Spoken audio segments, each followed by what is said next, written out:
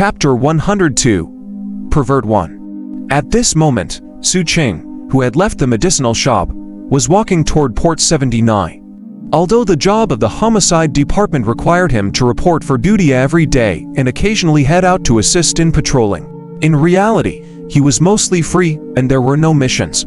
Hence, Xu Qing planned to return to his berth and continue cultivating. He habitually walked along the edges of the path, trying his best to blend into the darkness as he moved forward silently. Due to the storm, many cargo ships and the boats of the sect's disciples couldn't enter the harbor in time and were trapped in the sea. The storm ended today. Although it was still raining, there were still many boats entering the harbor. Xu Qing walked at the harbor, pondering over his alchemy and cultivation. The cost of refining one white pill is about 3 spirit coins. This is a long-term business that will net me huge profits as time goes by. Xu Qing touched the spirit stones he had gotten for the white pills. The expenditure of cultivation is too great. If I want to maintain my previous speed, I'll need 1 pill every day. Also, it is almost time to pay the fee for the berth. The refinement of the magic boat will cost even more. Xu Qing sighed in his heart. He somewhat regretted that he had been too decisive in his killing earlier and missed the opportunity to obtain the other party's items and contribution points. He started to ponder over the idea of capturing more wanted criminals or making a trip to the Forbidden Zone. Otherwise, if this continued, he would be lacking in resources if he wanted to upgrade his magic boat.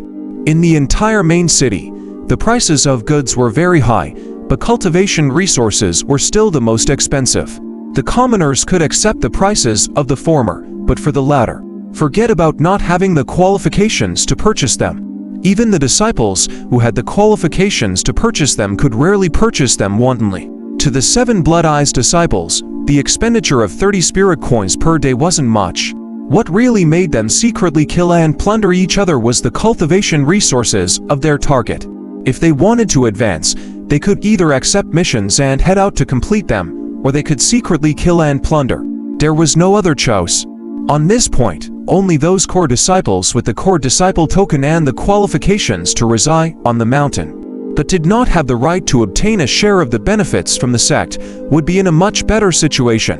Xu Qing had heard many things about the 7 Blood-Eyes over this period of time. He also understood that the so-called core disciples were those who had entered the sect with the tokens of the various peaks. For example, the 7th peak had purple tokens. As long as one held such a token, they would be able to stay on the mountain after entering the sect. Their robes were all light-colored, like the light purple-robed youth on the streets back then, or the light orange-robed girl from before. They were usually the juniors of the higher-ups of the various peaks. When they purchased any item, they only needed to pay 50% of what Piedmont disciples had to pay.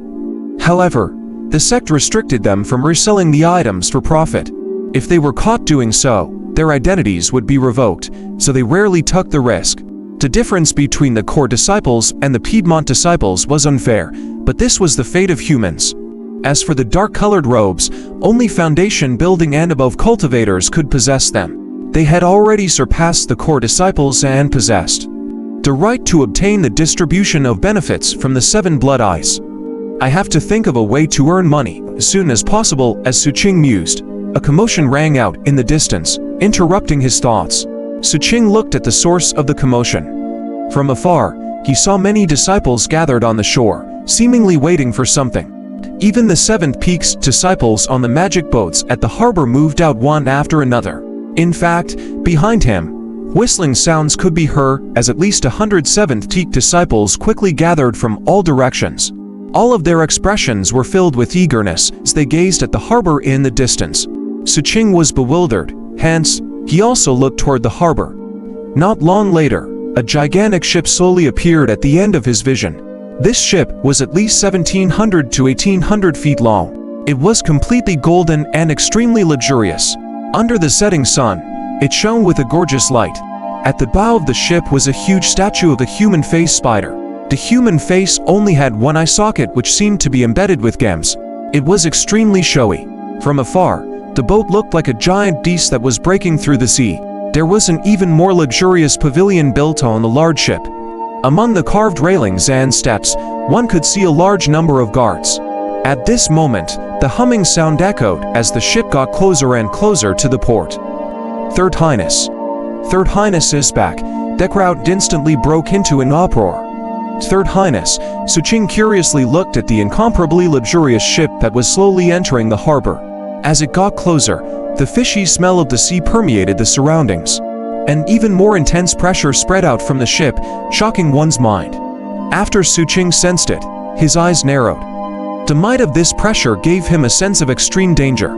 It was like those terrifying existences he had encountered in the depths of the Forbidden Zone's jungle. This was especially so when he got closer. He could clearly see that other than the pavilions and guards on this luxurious ship, there were also many sharp spikes that flickered with cold light. Each of these sharp spikes was over 10 feet long. There were complicated runes on them that revealed astonishing lethality. This ship was the most terrifying one Xu Qing had seen in the past few days. Just this ship alone made Xu Qing feel that he couldn't resist it. This allowed him to have a deeper understanding of the Seventh Peak's magic boats. As his heart trembled, respectful voices rose and fell in the surroundings.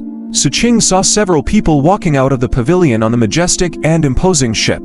The person in the lead was a tall and skinny youth in a purple Taoist robe.